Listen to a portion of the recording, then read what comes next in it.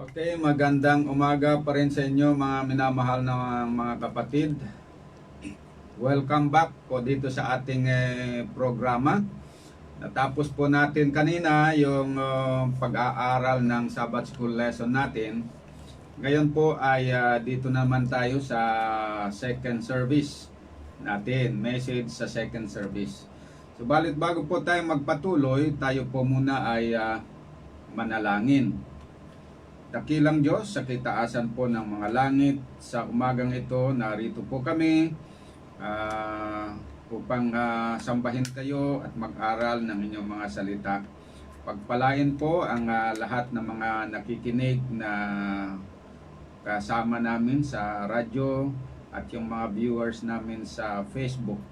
Mga kapatid na nasa kanilang mga tahanan, hindi makadalo sa simbahan dahil sa sitwasyon ng coronavirus. Subalit salamat at kami ay may pagkakataon na magkakasama sa pag-aaral pa rin ng inyong mga salita na parang nasa simbahan na rin kami.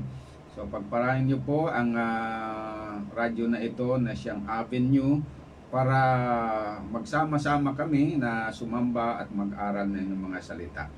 Pagpatawad ang mga kasalanan, sumaamin nawa ang inyong presensya, mangyari nawa ang inyong kalooban sa bawat isa sa amin. Ito ang aking dalangin sa pangalan ng aming Panginoong Jesus. Amen.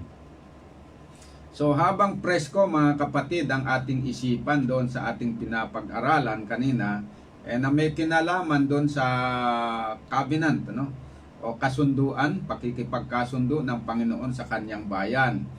Okay. Sa panahon na ito ay gusto kong palawakin natin ang ating kaalaman tungkol dito sa tinatawag na Old Covenant. At ano ba talaga ang nature ng Old Covenant na ito at bakit ito ay pinalampas ng Panginoon o kaya pinahinto niya. At ano naman ang layunin nito? Yon, bakit itinatag pa kasi ito? Yan po. Para malaman natin, kasi marami po ngayon ang mga tao na bagamat ayaw nila yung tinatawag no Old Covenant at isip nila ay nandito sila sa ilalim ng New Covenant, pero yung prinsipyo na sinusunod nila ay yun palang prinsipyo ng Old Covenant. Pero ang isip nila, New Covenant yung kanilang sinusunod, samantalang yung prinsipyo na kanilang pinapairal ay yun palang prinsipyo ng Old Covenant. Kaya ito, gusto kong pag-aralan natin ito para walang malito. At pag sinabing New Covenant tayo, talagang New Covenant.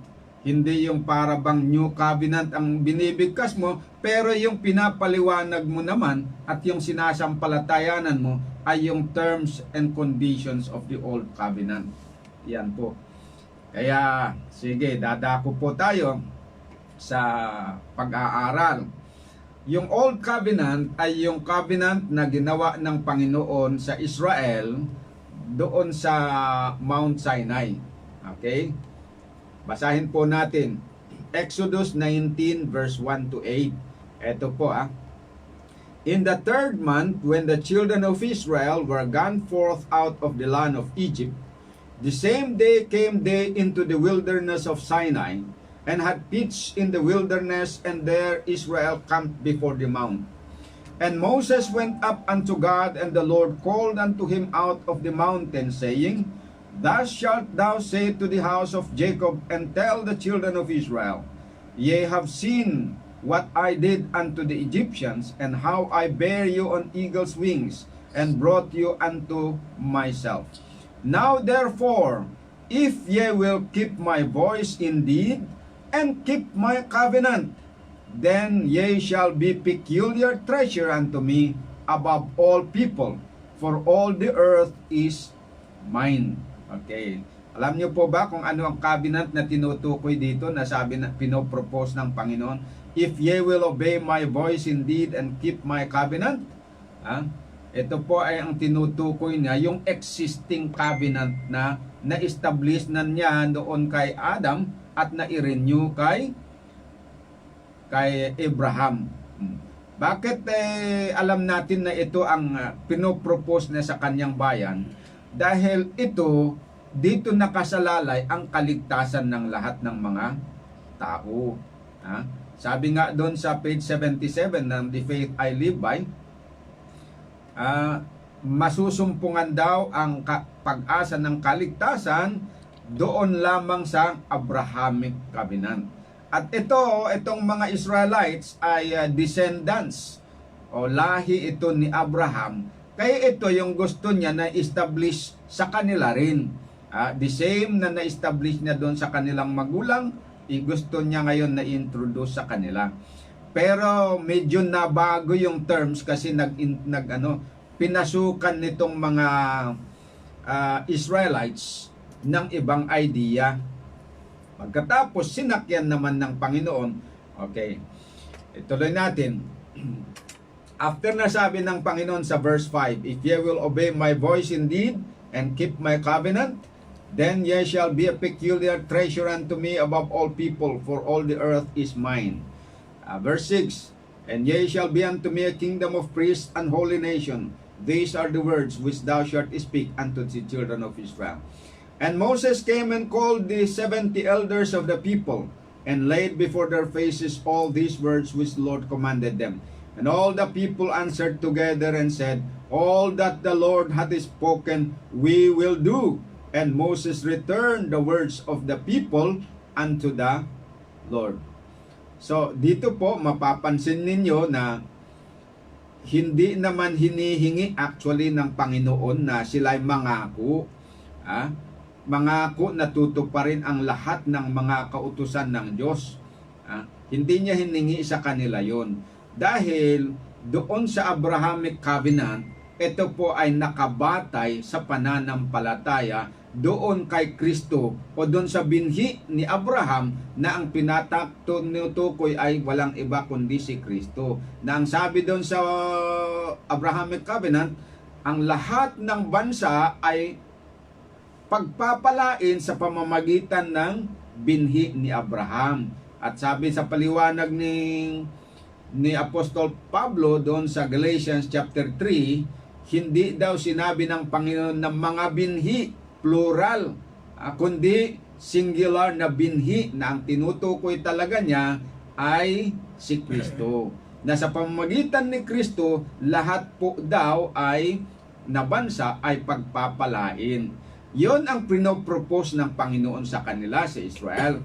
Pero itong mga tao, they were not ready to appreciate the Abrahamic Covenant of Grace.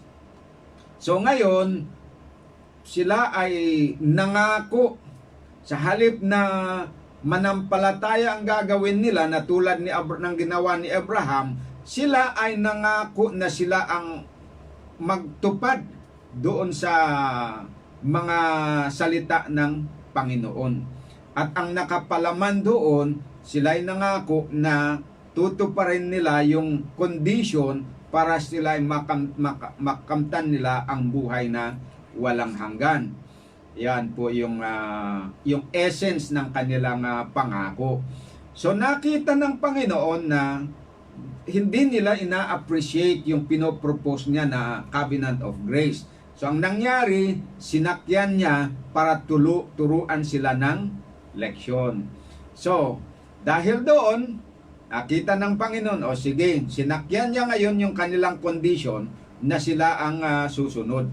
Dahil nakita niya na yon ang paraan para makorek yung kanilang mali na understanding.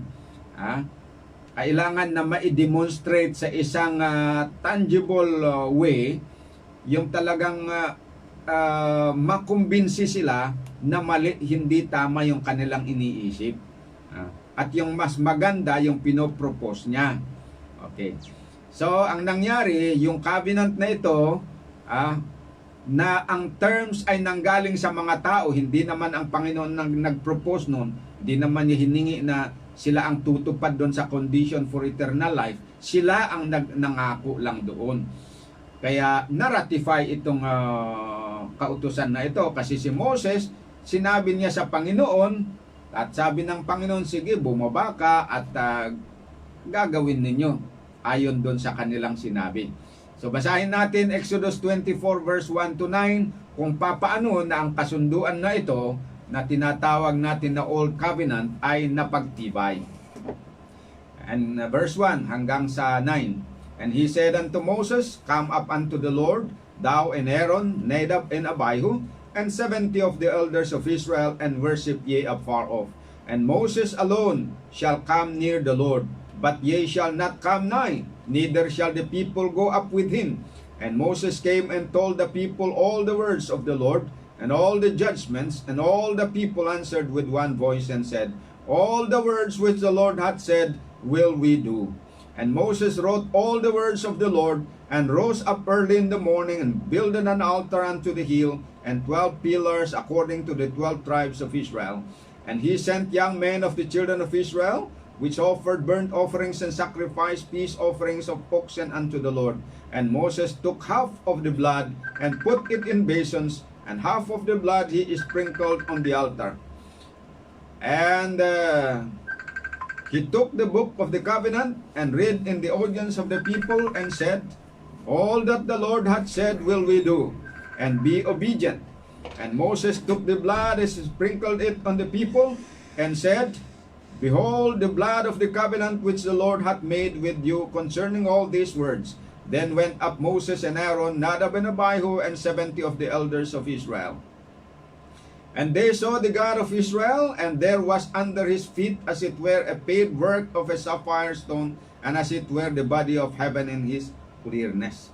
So yan po ang nangyari, na-ratify. Pinagtibay yung kasunduan na ito na tinatawag nating Old Covenant. Pinagtibay sa pamagitan ng dugo ng isang hayop na kanilang pinatay. Okay. Tandaan natin yung mga punto dito. Una, 3 beses silang nangako na lahat ng sasabihin ng Panginoon, lahat ng mga utos ng Panginoon ay kanilang susundin. Okay. At tandaan natin dito, walang ipinangako ang Panginoon dito na kagaya ng sa covenant of sa New Covenant. Kasi yun nga, sila ang mga tao nga ang nangako. So, tandaan din natin sa verse 9 na yung covenant na ito ay ginawa ng Panginoon with Israel through the 70 elders. So, yung balit tumayo sa, yung balit tumayo na kumatawan doon sa Israel ay yung 70 elders. So, that is how the covenant was made with Israel through the 70 elders. And this covenant was ratified with the animal's blood. At tandaan natin na yung covenant na ito is based not on the grace of God, but on human effort. Yung pangako ng tao na tutuparin niya ang lahat ng mga utos ng Diyos na tinawag doon na salita, which means all the commandments of God. So, ang ibig sabihin, yung mga blessings ng Panginoon ay nakadepende doon sa kanyang pagsunod nila sa kautusan ng Diyos. Yun po yung terms of the Old Covenant. At dito, walang provision sa forgiveness. Hindi po kasama dito na pag pumalpak sila, hindi sila nakasunod, ay mapapatawad sila. Wala. Pumasok sila sa isang kasunduan na very disadvantageous sa kanila. Kasi, okay lang kung magtagumpay sila na matupad nila yung kanilang pangako, maganda. Pero kung hindi nila matupad yun, sila naman ang kawawa. Kasi kamatayan naman ang kapalit nun, while there is no provision na kung may pagkukulang sila, ay sila ay mapapatawad. Wala eh. Kaya sa Exodus chapter 23 verse 20 to 23, ganito ang sabi ng Panginoon. Behold, I sent an angel before thee to keep thee in the way and to bring thee into the place which I have prepared. Beware of him and obey his voice. Provoke him not, for he will not pardon your transgressions, for my name is in him. Ayan mga kapatid. So, tandaan natin, ito ay kasama doon sa covenant. sa covenant na pinirmahan nila. Nakasulat ito doon sa libro na isinulat ni Moses, tapos yun ang kanilang sinumpaan na susundin nila yun. Oh. Ngayon, kasama sa pinirmahan nila, yung hindi sila mapapatawad kung sila ay magkasala. Yan ang mali o kaya mahirap na bahagi dito sa Old Covenant. So may paglilinaw po ang Spirit of Prophecy dito sa Patriarchs and Prophets 372 at meron din dito sa Amazing Grace page 136. Basahin po natin yung essence ng pinirmahan nila. The terms of the Old Covenant were obey and live. If a man do, he shall even live in them. Ayon doon sa quoted ito sa Ecclesiastes 20, Ezekiel 20 verse 11, Leviticus 18 verse 5. But cursed be he that confirmeth not all the words of this law to do them. Deuteronomy 27 verse 26. Grabe yung pinasok nila pala na kasunduan. Big sabihin, binigyan sila ng buhay. Okay? Kaya buhay sila, libre yun na binigay ng Panginoon. Pero, ibig sabihin, ma-maintain nila yun o magkakaroon sila ng buhay na walang hanggan on condition na susunod sila sa kautusan ng Diyos. At ang pagsunod pala na hinihingi doon ay yung kompleto na pagsunod. Ibig sabihin, 100% obedience to the law of God. Pag pumalpak ka o nagkulang ka ng isa, ay patay ka. Hindi mga bata ito, kaya hindi pwedeng patay kang bata ka kasi hindi na mga bata ito, mga matatanda na ito eh. Pero parang mga bata na nabigla na lang na pumasok sa isang kasunduan na yon na hindi nila, wala silang kamalay-malay na kung ito ay hindi talaga hindi sisirain, talagang ikamamatay nila. Pero bakit kaya sila pumasok sa ganitong kasunduan? Basahin po natin. Alam nyo, itong terms and condition pala ng Old Covenant, parehas pala ito doon sa condition na i-present ng Panginoon kay Adam and Eve before na nagkasala ang tao. Basahin natin, Patriarchs and Prophets 53. Like the angels, the dwellers in Eden had been placed upon probation. Their happy estate could be retained only on condition of fidelity to the Creator's law. They could obey and live or disobey and perish. God had made them the recipient of rich blessings, but should they disregard His will, He who spared not the angels that sin could not spare them. Transgression would forfeit His gift and bring upon them misery and ruin. So ganon pala yung condition doon sa before the fall. Pero ito fair lang sa kanila yon. Hindi ito disadvantageous actually sa kanila. It was a fair agreement doon, fair condition. Bakit? Dahil at that point in time, nung sila nilalang ng Diyos, they are capable of keeping the law perfectly. So to make this covenant with them ay tama lang. Kasi kayang-kaya naman nila eh. Para bang ang condition, binigay naman yung ganun na condition na sumunod kayo perfectly. Kung hindi kayo susunod, mamamatay kayo. Pero pag nakasunod kayo, ay magkakaroon kayo ng buhay na walang hanggan. Maganda yon sa kanila kasi kayang-kaya nila. Kung sa ngayon ba naman ay sasabihin nila sa akin na bibigyan kita ng 1 million kung kaya mong buhatin yung isang sakong bigas, dadalhin mo doon sa gate. Ako naman kahit medyo may edad na ako, nasubok ko na, kaya ko na yon. Kaya pag merong hahamon sa akin ng ganon, papayag ako. Bakit? Kaya ko eh. At saka hindi ako malulo, hindi ako dihado doon. Pero dito Adam and Eve, it was a fair request sa kanila. Kayang-kaya nila yon. Pero hindi nila sinunod. Not because hindi nila kaya, Ang problema doon ay yung kanilang choice. They made the wrong choice to disobey. Kung sana sila ay nag-obey, kaya sana nila, pero yung choice lang nila ang nagkamali doon. Sabi pa ng Steps to Christ, page 62, it was possible for Adam before the fall to form a righteous character by obedience to God's law. Ayan. So, yan ang sinasabi ko na it was fair. But they failed to do this. Ngayon, ang problema dito sa Old Covenant, the same condition ang condition ng eternal life ay the same din. Perfect obedience pa rin. Ngayon,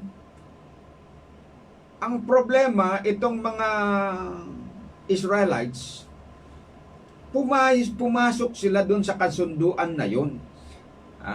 Dahil hindi nila alam, hindi nila na-realize na hindi nila kaya. Sa kanilang pakiwari ay kayang-kaya nila yon, when in reality, hindi nila alam.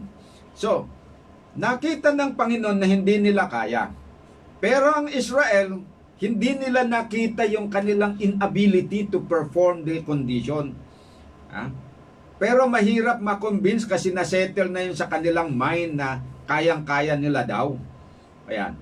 So, ang ginawa ng Panginoon, nakita niya hindi sila madadala sa salita lang. Hindi pwedeng basta sabihin ng Panginoon, ay hindi ganyan, huwag kayong mangako na tutuparin nyo kasi alam ko hindi nyo kaya. Pag sinabi niya lang na ganun, they are not ready to accept kasi sa kanilang sa kanilang isip, kaya nila. So hindi pa rin mababago yung isip nila. So ang ginawa ng Panginoon, sinakyan niya. Sige nga, sige, tuloy natin na gawin yon. Tuloy natin at pero nasa isip niya na hindi talaga nila kaya yon. Pero sinakyan niya yon sa layunin na ipapahayag niya, kukumbinsihin niya later on sila na makita sana nila na they are incapable of rendering perfect obedience. Okay. Yun po ang dahilan. Basahin po natin Patriarchs and Prophets 3:71. Kasi ito yung yung pinakadahilan kung bakit na-establish itong Old Covenant. Bakit pinayagan ng Panginoon na hindi siya umangal. Nung nangako sana ng mga Israelites, sinaway sana ng Panginoon. Sabi niya, ay, huwag kayong mangako, hindi tama yan. Ganito, mas maganda ito yung gusto ko. Pero sinakyan nga niya yon dahil meron siyang layunin na gustong ma-realize. Basahin po natin. But if the Abrahamic covenant contained the promise of redemption, why was another covenant formed at Sinai? Ito na nga yung ating pinag-aaralan ngayon. In their bondage, the people had to a great extent lost the knowledge of God and of the principles of the Abrahamic covenant. Nawala sa kanila pala yun, yung principle of the Abrahamic covenant. In delivering them from Egypt, God sought to reveal to them His power and His mercy that they might be led to love and trust Him. He brought them down to the Red Sea, where, pursued by the Egyptians, escape seemed impossible, that they might realize their utter helplessness, their need of divine aid, and then He wrought deliverance for them. Thus, they were filled with love and gratitude to God, with the confidence in His power to help them. Okay. But there was a still greater truth to be impressed upon their minds. Sabi dito, living in the midst of idolatry and corruption, they had no true conception of the holiness of God, of the exceeding sinfulness of their own hearts, their utter inability in themselves to render obedience to God's law. Okay? And their need of a Savior. Ayun. Yun pala ang hindi na-realize ng mga Israel. Na gusto ngayon ng Panginoon na turuan sila in a way na ma-realize nila yung kanilang utter inability to render obedience to God's law. But they were not ready to recognize their utter inability to render perfect obedience. Kaya dali-dali sila na nangako. Ituloy nating basahin. The people did not realize the sinfulness of their own hearts. Yan ang problema. Gusto ng Panginoon na ma-realize nila yung sinfulness of their heart and their utter inability to keep the law and to earn salvation by their own effort, but they were not ready. Okay? The people did not realize the sinfulness of their own hearts, and that without Christ, it was impossible for them to keep God's law. They readily entered into covenant with God. Oh. Kaya dahil doon sa kanilang hindi na-realize yung kanilang kakulangan ng kakayahan, kaya parang madali lang sila na nangako na susunod. Feeling that they were able to establish their own righteousness, they declared, all that the Lord had said will we do and be obedient. So, what prompted the Israelites to make that the promise 3 times, that all that the Lord had said will we do and be obedient? What prompted them to say that? Sabi dito, their feeling that they were able to establish their own righteousness prompted them to declare, all that the Lord had said will we do and be obedient. Ito sana yung talagang gusto ng Panginoon na ma-realize sa kanila, makorek. Pero hindi madala sa salita lang. Kailangan na ma-demonstrate yan bago sila ma-convince.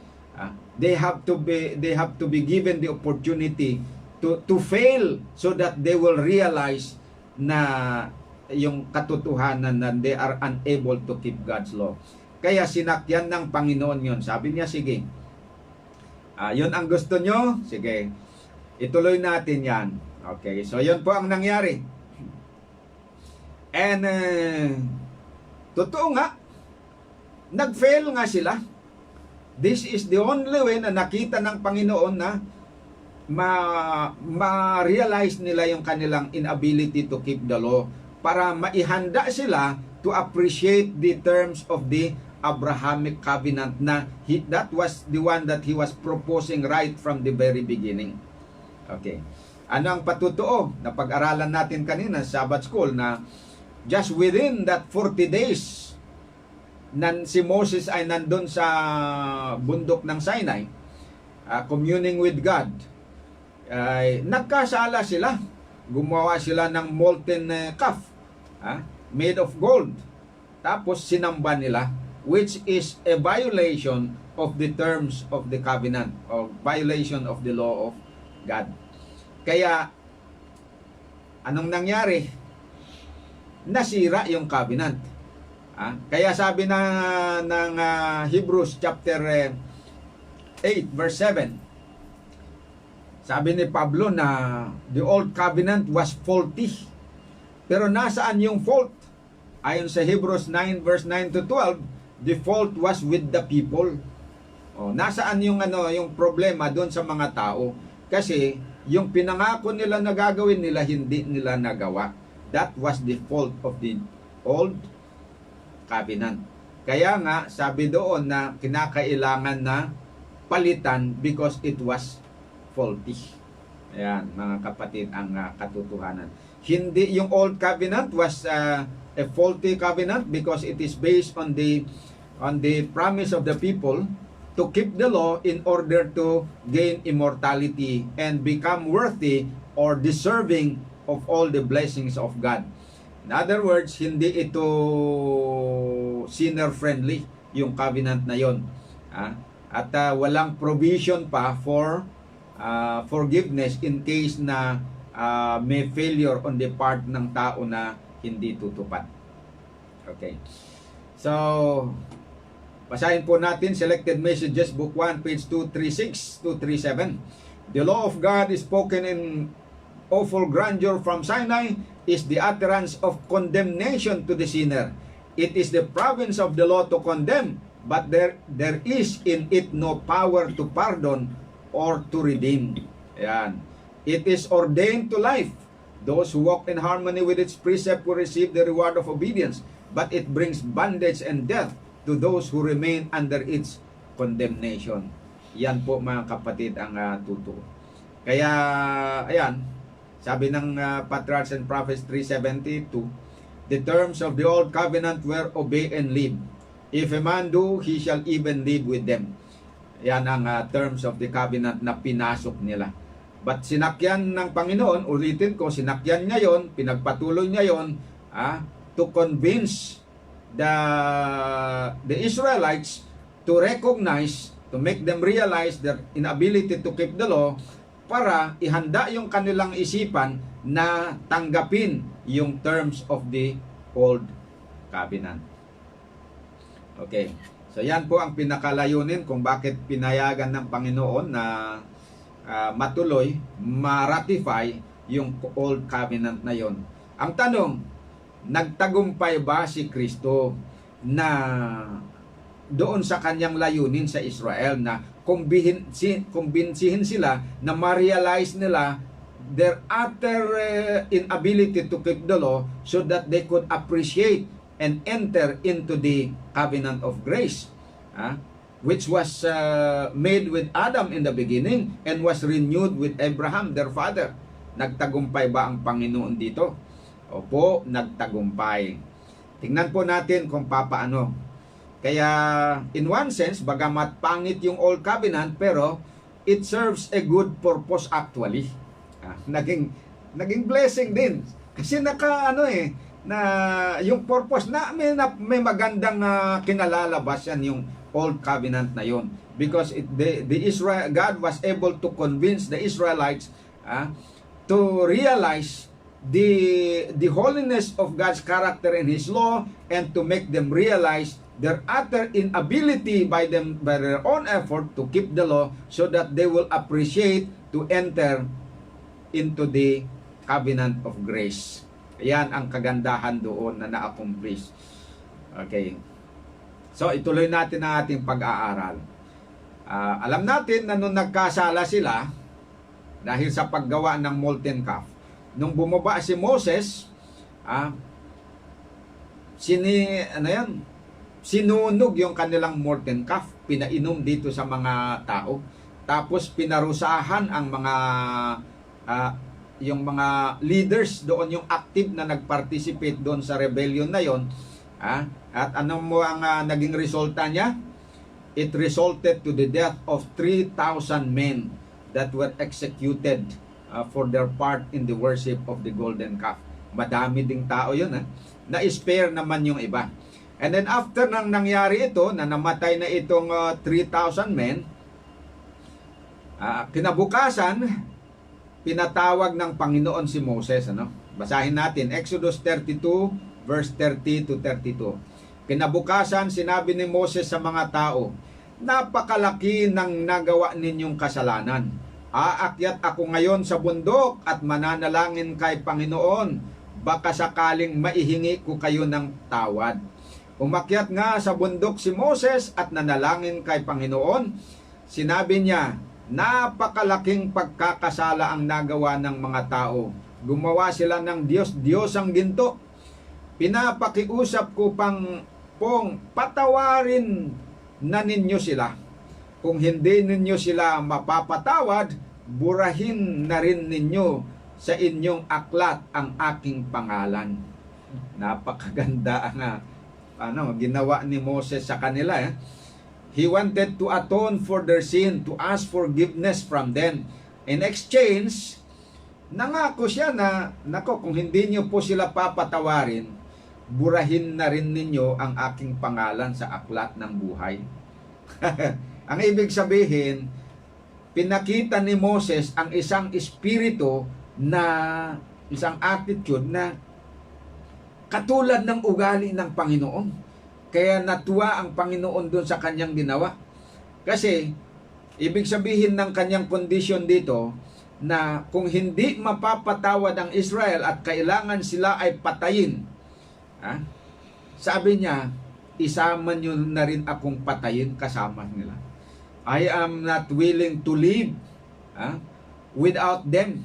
I would rather die with them than let them perish and I will be alive. Ayan. Ganon po kamahal na ni Moses yung bayan ng Israel na kanyang inaalagaan, pinapangasiwaan. He loved the Israelites more than he loved his own life.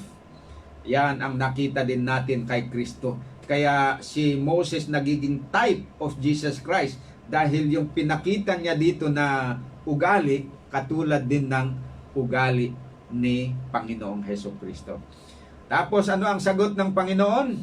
Verse 33 and 34, sumagot ang Panginoon, kung sino ang nagkasala sa akin ay siya kong buburahin sa aking aklat. Ngayon, pangunahan mo sila sa lugar na sinabi ko sa iyo at papatnubayan kayo ng aking anghel. Ngunit darating ang araw na paparusahan ko ang mga Israelita dahil sa kanilang mga kasalanan. Nako, hindi na kontento si Moses dito.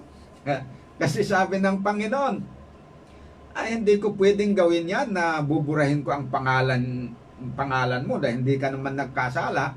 Kung sino nagkasala, yun ang buburahin kong pangalan sa aking aklat ng buhay. Pero sabi niya, sige, hindi ko man sila papatayin, dalhin mo sila, dalhin mo doon sa lupang pangako. Ipapasama ko na lang yung aking anghel sa inyo. Ang naintindihan ni Moses na hindi sasama ang Panginoon sa kanila, anghel lang ang padadala niya para silang magbantay. Hindi siya kontento doon sa anghel lang. Hindi siya kontento. Kaya eto, patuloy natin chapter 35 verse 1 to 3. 35 ba yun o 34? 34. Hindi, binasa natin 32, 33 pala. Sinabi ng Panginoon kay Moses, umalis na kayo rito at magtuloy sa lupaing aking pinangako kina Abraham, Isaac at Jacob na ibigay ko sa kanilang lahi. Ang pupuntahan ninyo isang mayaman at masaganang lupain. Pauunahin ko sa inyo ang aking anghel upang palayasin ang mga Kananyo, Amoryo, Hityo, Perisyo, Hibita at Jebusyo.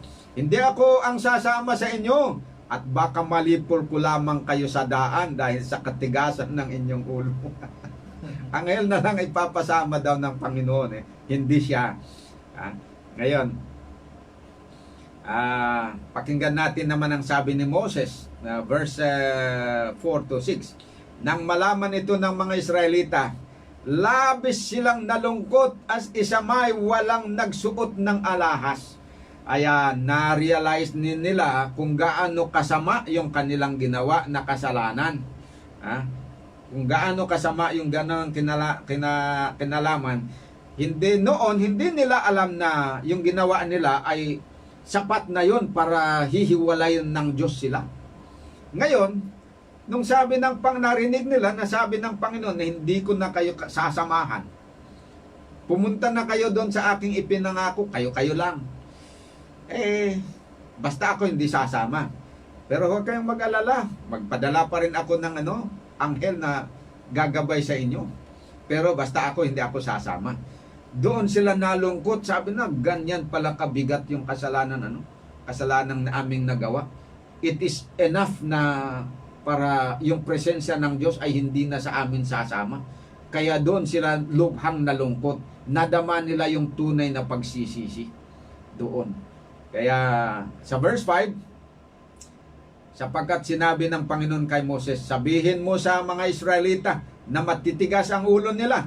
Baka kung ako ang sasama sa kanilang paglalakbay ay malilipol ko lang sila. Ipaalis mo ang kanilang mga alahas at pagkatapos ay magpapasya ako kung ano ang gagawin ko sa kanila. Ayan, ito maganda din pag-usapan natin ito.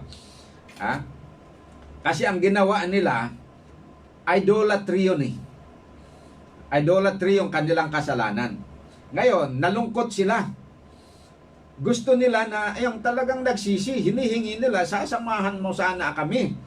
Pero sabi ng Panginoon, sige, kung totoo yung inyong pagsisisi, alisin nyo ang lahat ng mga alahas ninyo. Diyan pinagmulan kaya yung ginawa nila na molten calf. Galing doon sa mga alahas at saka mga porcelas at iba-iba pa na mga ginto. Sabi niya, kung talagang nagsisisi kayo, gusto nyo akong sasama sa inyo, alisin nyo lahat ng mga yan. At saka ako magpapasya kung anong gagawin ko sa inyo, sasamahan ba kayo o hindi, o paparusahan ko na lang kayo. Ha?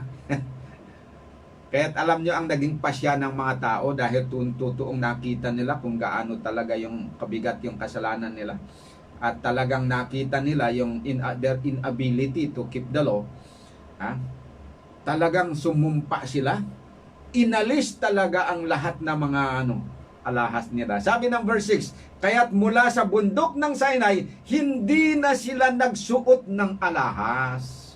Talagang, yan ang tunay na pagsisisi. Kung ano yung sanhi ng kinagagalitan ng Panginoon, tanggalin mo para magkasundo kayo sa Panginoon. Kaya tinanggal nila. Nung tinanggal, medyo humupa ang galit ng Panginoon. Nakita niya, totoo silang nagsisisi itong mga Israel na ito. Puwera lang yung mga namatay, wala na silang pagkaasa pa na magsisi itong mga 3,000 na mga pinatay. Pero yung mga naiwan, meron silang pagkakaton na nakapagsisi. Kaya ituloy po natin, verse 7 to 9. Nakaugalian na ni Moses na itayo ang tabernakulo sa isang lugar na malayo-layo sa kampo. Tinawag yung toldang tipan ng Diyos at ng mga tao. Doon pumupunta ang sinumang nais sumangguni kay Panginoon. Tuwing papasok doon si Moses, ang mga Israelita ay tumatayo sa pintuan ng kanilang tolda at tinitingnan siya hanggang sa siya ay makapasok. Kapag nasa loob na si Moses, bumaba naman na sa may pinto ng toldang tipan ang haliging ulap at mayrooy nakikipag-usap sa kanya si Moses. So ngayon, ang ginawa ng Panginoon, kasi 'di ba sabi niya, alisin niyo lahat ang mga alahas ninyo at titignan ko kung ano ang gagawin ko na susunod. Nung nakita niya na ang mga Israelita talagang totoong nagsisi, inalis talaga lahat ang kanilang mga alahas at may kasabay na pangako na talagang mula noon hindi na sila magsusuot ng alahas. Nung nakita ng Panginoon yung kanilang pagsisisi, sabi niya kay Moses, yung tabernakulo na yon, alisin mo diyan sa gitna nila, ilagay mo doon sa labas, sa malayo. At doon titingnan ko kung doon kita kakausapin. At lahat ng mga nagsisisi, doon pupunta para humingi ng tawad sa akin. Para papatawarin ko sila.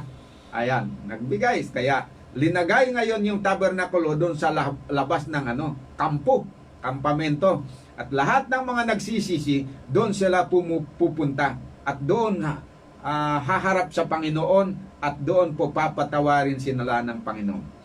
Kaya sa verse 10, ang nauna, yung mga tao muna, hindi pa sila lumalapit doon. Nandun pa sila sa mga tahanan nila. Ang nauna si Moses. Ngayon, minamasdan nila si Moses na pagpunta doon. Ang tanda na titignan nila, ang palatandaan na yung pagsisi nila ay tinanggap at kinilala ng Panginoon, kung ang Panginoon ay magpakumbaba at darating at kakausapin niya si Moses, yun na ang hudyat. Sabi na meron tayong pag-asa na mapapatawad nito kasi nandun, dumating na ang Panginoon, pinakita niya. Kaya nung nandun si Moses, natuwa sila kasi bumaba ang Panginoon at nakita yung haliging apoy. Bumaba talaga, nagpakita doon sa tabernakulo, at kinausap niya si Moses. Although ang nakita ng mga tao siyempre haliging apoy, pero nandoon nakatago ang Panginoon doon nababalot siya ng yung apoy. Nandoon kinausap niya si Moses ng mukhaan, harap-harapan. Okay. So verse 10, kapag nakita ng mga Israelita na nasa pintuan ng tolda ang haliging ulap, pumunta naman sila sa pintuan ng kanilang tolda at doon yumuyuko at sumasamba na may pagpapasalamat dahil may nakita silang pag-asa na sila ay talagang papatnubayan ng Diyos at papatawarin. Tuloy natin ang pagbasa, verse 11 to 16. Ang pakikipag-usap ng Panginoon kay Moses ay harap-harapan tulad ng pakikipag-usap sa kaibigan. Pagkatapos, si Moses ay bumabalik nasa kampo, ngunit naiwan sa tolda si Josue ang lingkod niya. Sinabi ni Moses kay Panginoon, iniutos ninyo sa aking pangunahan ko ang bayang ito punta sa lupaing ipinangako ninyo. Ngunit hindi ninyo sinabi kung sino ang makakatulong ko.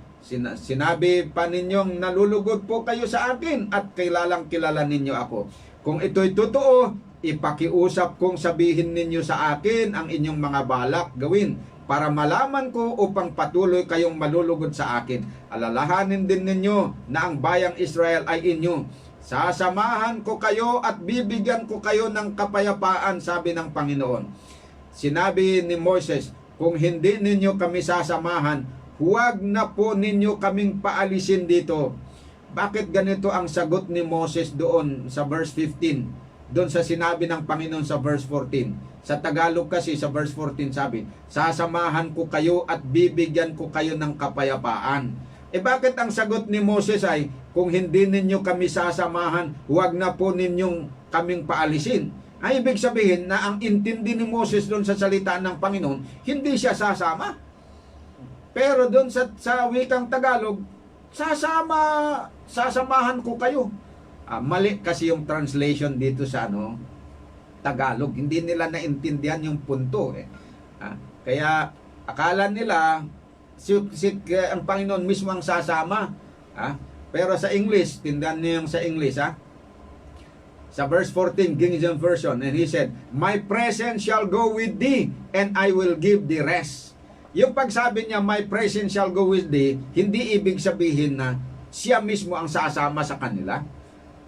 Si Moses, hindi ganun naintindihan niya. Ang intindi niya doon sa my presence shall go with you, hindi yung literal na presence ng Panginoong sasama doon, kundi yung anghel niya na siyang kumakatawan sa kanya, yun ang sasama.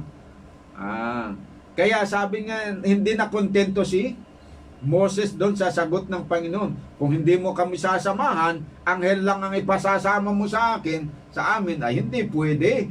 Kailangan na sasamahan ninyo kami. Ayan.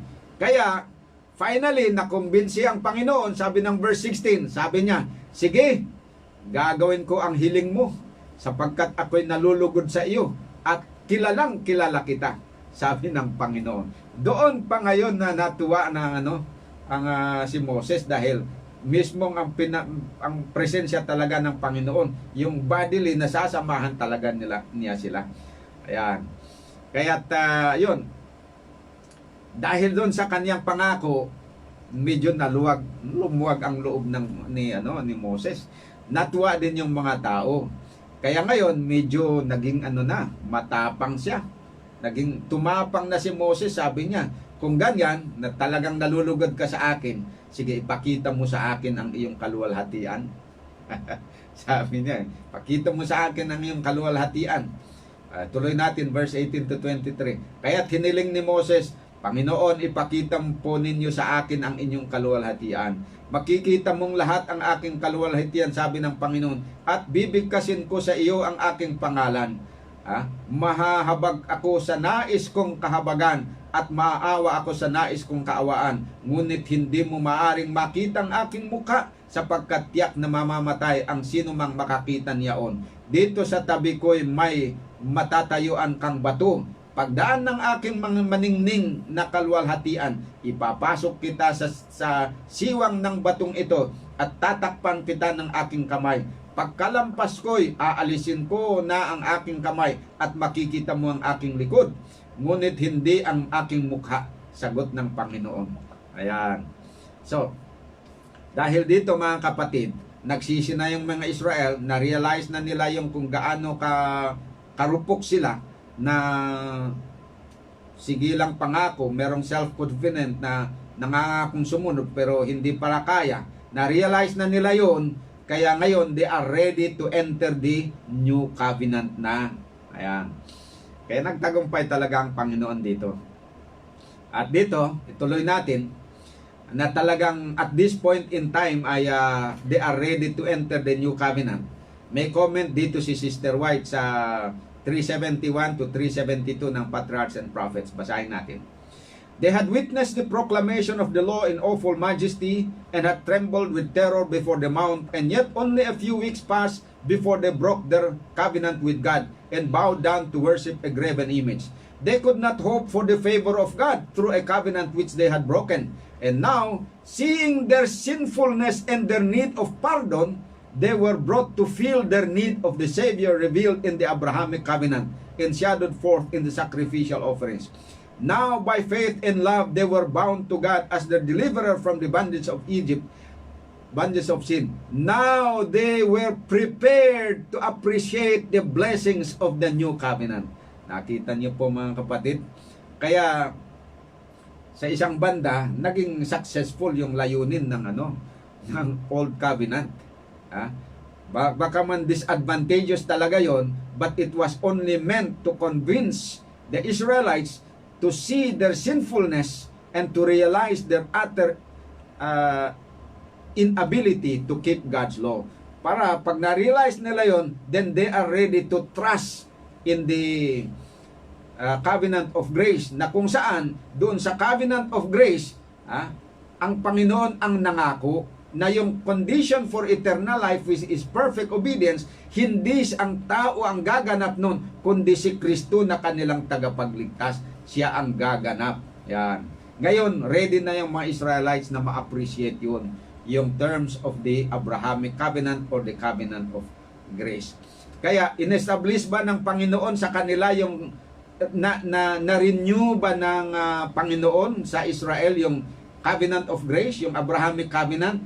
Yes, na-renew sa kanila. Nag-expire na yung kinansela na ng Panginoon yung Old Covenant that lasted only for 40 days lang yan na nag-exist. Tapos kinansela na, tapos ipinasok niya sila doon sa New Covenant. Okay. Paano nangyari yon?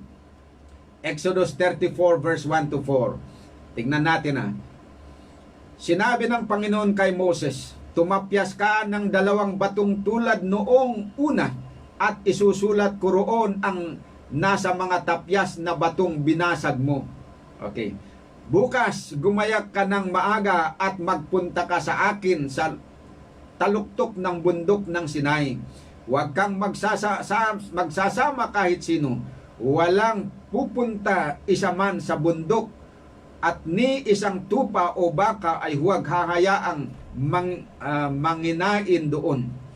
Tulad ng sinabi ng Panginoon, si Moses ay tumapyas ng 2 bato at dinala ang mga ito kinaumagahan sa bundok ng Sinai. Sa verse 10, sinabi ng Panginoon, makipagkasundo akong muli sa bayang Israel. O, nakita nyo na? Yung kasunduan na pinirmahan nila doon sa chapter 24 ng Exodus, na-violate na yun, nasira na yun, yun yung Old Covenant, na ang term of condition doon ay matatanggap nila ang buhay na walang hanggan sa condition na sila ay susunod sa kautusan ng Diyos ng walang pagkukulang. Na-invalidate na yon kasi hindi nga natupad yun Ngayon, na-convince naman na sila sa kanilang inability to keep God's law. Kaya ngayon, God was ready to enter into a new covenant with them based on the covenant of grace na yon, yung Abrahamic covenant, na gusto niyang ipasok nung umpisa pa, pero dahil hindi na-appreciate ng mga tao na iba ang takbo, sila na ang nangako na tutupad. Hindi nila in-appreciate yung pangako na si Kristo sana ang tutupad doon sa condition para makuhang ang buhay na walang hanggan at ipagkaloob sa kanila bilang regalo na walang bayad. In the beginning, hindi nila na-appreciate yon. Pero ngayon, they were ready to enter that covenant.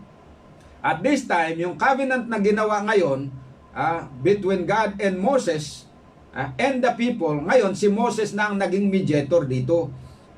Si Moses, siya ang tumayong kinatawan ng Israel. Pero yung Old Covenant na masama, doon sa Exodus 19 hanggang sa 24, it was the elders representing the people. God made the covenant with the 70 elders representing the people. Pero this time, itong na-renew ng Panginoon yung Abrahamic covenant sa Israel sa pamamagitan ni Moses na siyang kumatawan sa mga tao. Yan po. Pakinggan natin, ulitin kong basahin. Sabi ng Panginoon, makikipagkasundo ako o makikipagtipan akong muli sa bayan ng Israel. Sa harapan nilang lahat ay gagawa ako ng mga himalang hindi pa nangyayari sa daigdig kahit kailan. Dahil dito, makikita ng mga Israelita kung gaano ako kadakila. Verse 27, pagkatapos noon sinabi niya kay Moses, isulat mo ang mga sinabi ko sapagkat ito ang mga tuntunin ng pakikipagtipan ko sa iyo at sa Israel. Ayan. So yung 10 utos at saka yung ibang mga statutes and judgment, which are actually a practical application ng 10 Commandments, yun ang nagiging basehan din ng Covenant of Grace. So, hindi pa rin pinababa ng Panginoon yung condition of eternal life. Yung condition of eternal life under the Old Covenant and under the New Covenant ay parehas lang. Ano yun? Perfect obedience. Kaya lang, doon sa Old Covenant, ang nangako na kusa na susunod ay ang tao. It does not work that way kasi hindi nga kaya ng tao. Pero dito sa New Covenant, bagamat parehas ang condition, pero ang nangako ngayon na susunod sa kautusan ay si Kristo bilang tagapagligtas ng tao. Ayan. So malinaw po na God renews the Abrahamic covenant with Israel through Moses representing the people. Sa nabasa, Exodus 35 verse 10 and 27. Ayan, ay 34 pala. Exodus 34 verse 10 and 27. Ayan po mga kapatid. Okay. Basahin natin yung pinapaliwanag ko kanina na yun palang sa Old Covenant ang nagtangka na nangako na magtupad doon sa condition of eternal life which is perfect obedience ay ang mga tao. Pumalpak sila at sinadya ng Panginoon na inapprovean yung ganitong covenant para makita nila yung kanilang utter inability to keep the law so that they will be now ready to enter the covenant of grace. Okay. Pero sa covenant of grace, the same pa rin ang condition which is perfect obedience, pero ang magsunod dito sa condition ay hindi ang mga tao kundi si Kristo. At pag nagtagumpay si Kristo, yung benefit ng kanyang pagsunod which is eternal life, ibibigay sa tao na libre na regalo. Basahin natin. Bible Commentary Volume 7, page 931, paragraph 10. Under the new covenant, the conditions by which eternal life may be gained are the same under the old. Pansinin natin yan Under the new covenant, the conditions by which eternal life may be gained are the same as under the old covenant. Ano yon? Perfect obedience. So parehas ang condition pa rin. Ang pinagkaiba sa Old Covenant, ang tao yung nangako na tutupad doon sa condition. Na-fail nga sila. Pero ituloy natin, dito sa New Covenant, under the Old Covenant, there were many offenses of a daring, presumptuous character for which there was no atonement specified by the law. Kaya no provision for forgiveness doon sa Old Covenant. In the New and better Covenant, Christ has fulfilled the law for the transgressors of God's law. Yan ang good news dito. Dito sa New Covenant, hindi na bago yung condition ng eternal life, perfect obedience pa rin, pero sa halip na tayo ang mag-isip, magtangka na tumupad ng kautusan perfectly para makamtan natin ang buhay na walang hanggan, hindi na daw tayo kundi si Kristo. Si Kristo ang tumupad dito sa condition. He kept the law perfectly. At kapag tayo manampalataya, yung perfect obedience na ito will be imputed to us and we will be accounted righteous because of the imputed righteousness of Christ. And for that reason, we will be entitled to receive eternal life. Yan. So, ulitin ko yung sentence In the new and better covenant, Christ has fulfilled the law for the transgressors of law. if they receive Him by faith as a personal Savior. As many as received Him, to them gave He the power to become sons of God. Mercy and forgiveness are the reward of all who come to Christ, trusting in His merits to take away their sin. In the better covenant, we are cleansed from sin by the blood of Christ. So ganito yung terms ng New Covenant, which is the everlasting covenant. Ang condition for eternal life ay perfect obedience, pero si Kristo ang nag-fulfill doon. Para tayo ay makamtan natin ang buhay na walang hanggan bilang regalo. Hindi na ibaba yung yung justice ng Panginoon, yung standard ng Panginoon, kasi perfect righteousness pa rin yun. Kaya just pa rin ang Panginoon. In addition to that, pagkatapos na tinupad niya yon, kung tayo mga anak ng Diyos, maibilang tayong matuwid, dapat sumunod tayo. Pero dahil sa alam ng Diyos na mahina pa rin itong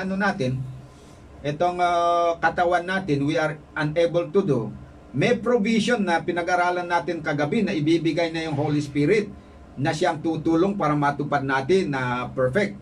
Kaya lang, dahil sa kahinaan natin, hindi tayo always ba na 100% na submissive and nagpapakontrol sa Holy Spirit. So nakita niyo, there is still the possibility na because of the weakness of the flesh, bagamat yung mind ay gusto but the flesh is weak, malaki ang possibility na magkakasala ang tao. Dito ngayon gumawa ang solusyon ang Panginoon. Ang solusyon doon, yun na nga, binayaran niya ang mga kasalanan natin para dahil sa kanyang dugo, kahit pumalpak man tayo, ay pwedeng mapatawad pa rin. Yan ang advantage ng New Covenant or Covenant of Grace. Kaya, kung matapos na tayo ma-justify, maibilang tayong matuwid, tinanggap na tayong mga anak ng Diyos dahil panampalataya kay Kristo, at itinuring na karapat-dapat tumanggap ng buhay na walang hanggan, siyempre, bilang mga anak ng Diyos, dapat pag-aralan nating mabuhay ng matuwid, kagaya ng Diyos ay matuwid. Pero just in case na merong tayong mga pagkukulang, hindi maging perfect yung obedience natin, ano ang sabi ng 1 John chapter 2. 1 John chapter 2 verse 1. Sabi niya, kung merong magkasala, we have an advocate with the Father, Jesus Christ. Sa pamagitan niya, pwede tayong mapatawad. Aminin lang natin ang ating kasalanan at tayo mapapatawad pa rin. And then, tutulungan niya tayo hanggang sa ma-perfect na ma-reproduce yung ugali ng Panginoon sa atin. Pero kahit pa hindi ma-perfectly na ma-reproduce yung ugali natin, namatay tayo.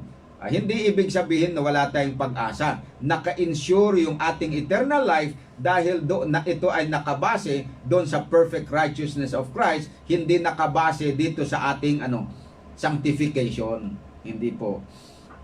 Iba po ang purpose noon. Kaya yung mga namamatay na mga Kristiyano na hindi pa perfect ang kanilang ugali, wag po nating isipin na wala silang pag-asa na mabuhay na ma-resurrect.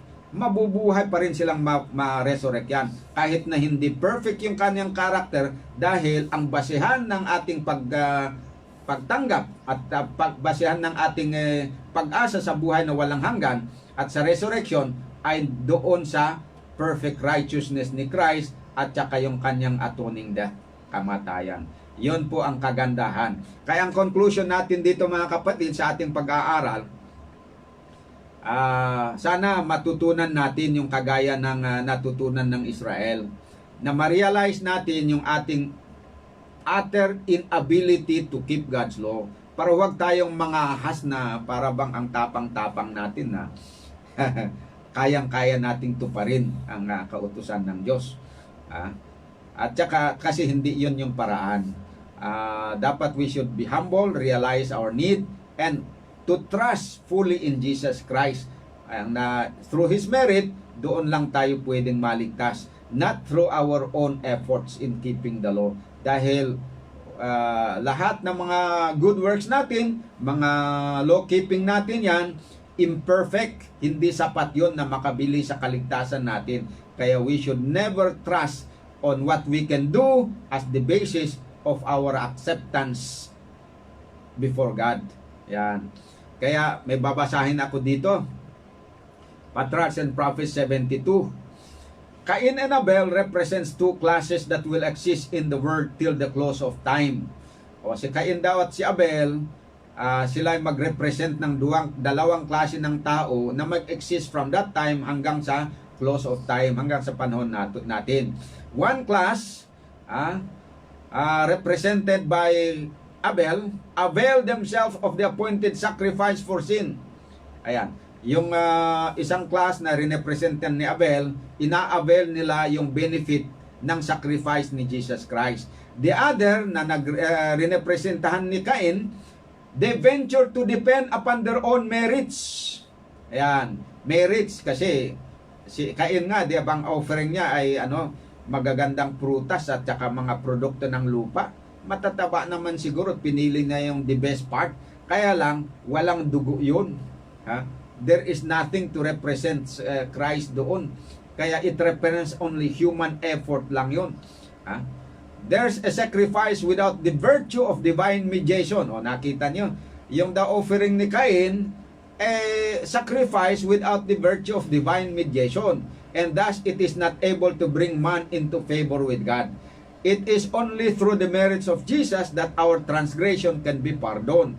Those who feel no need of the blood of Christ, who feel that without divine grace they can by their own works secure the approval of God, are making the same mistake as did Cain. Kaya huwag po natin tularan si Cain at saka yung mga Israel sa Old Covenant. If they do not accept the cleansing blood, they are under condemnation. There is no other provision made whereby they can be released from the thraldom of sin. Okay. The class of worshippers who follow the example of Cain includes by far the greater portion of the world, for nearly every false religion has been based on the same principle that man can depend upon his own effort for salvation. Yan po daw ang filosofya o way of salvation ng mga pagano. Yung nag-iisip na by their own merits, by their own efforts, they can be able to secure their own salvation. Yan po ay mali. Hindi po yan yung good news. That is still following the principle of the Old Covenant, kung ganun ang ating kaisipan. It is claimed by some that the human race is in need not of redemption but of development, that it can refine, elevate, and regenerate itself. Ayan, yan ang mali doon. So, huwag po tayo nating susundin yon. Isuko na natin yung idea natin na yung mga gawa natin, yung pagsunod natin sa kautusan ay nakaka-contribute para mapatawad ang kasalanan natin, at yun ay that will make us deserving of eternal life. Huwag po ganun, because that will never make it. We should trust fully in Christ. Christ's righteousness na yon po ang magbigay sa atin ng karapatan na tumanggap ng buhay na walang hanggan. At pagdating naman sa kapatawaran, huwag nating sabihin na kasi malalim yung aking pagsisisi kaya pinatawad ako. Hindi ganon. Ang basihan kung bakit tayo mapapatawad ay dahil doon sa merito ng kamatayan ni Jesus Christ. Hindi dahil sabi niya, 3 gabi kasi kung iniyakan ito, kaya naawa ang Diyos at ako'y pinatawad. Hindi. Hindi po ganun, mga kapatid. Kaya tayo pinapatawad dahil dun sa merito ng kamatayan ni Jesus Christ. Pag-iasa pa rin natin dito sa ating sa ating sarili. Sabihin kasi ako ay nag-fasting ako ng 1 linggo. Kaya ako pinatawad, mali pa rin yun. We cannot make ourselves deserving of the forgiveness of Christ by fasting, by long prayer. Hindi sasabihin na kasi every hour ay talagang nananalangin ako kaya pinatawad ako ng Panginoon. No, that will not make it, mga kapatid. We can never do anything to merit the forgiveness of Christ. Only by faith in the blood of Christ that we can be cleansed from our sin. Ganon din sa eternal life. Huwag nating sabihin na kasi nagiging stricto ako sa aking pagsunod sa kautusan kaya ibinilang nila kung karapat dapat na tumanggap ng buhay na walang hanggan. No, never po yan mga kapatid. We will only be accepted and be given eternal life through the merit of Christ's perfect obedience. So dito po natin tatapusin ang ating pag-aaral ngayong umaga. Magandang tanghali po sa inyong lahat, mga kapatid na nakikinig sa radyo, at magandang araw po at happy Sabbath sa inyo na mga kapatid na nag-view sa ating Facebook. Thank you very much and God bless you all.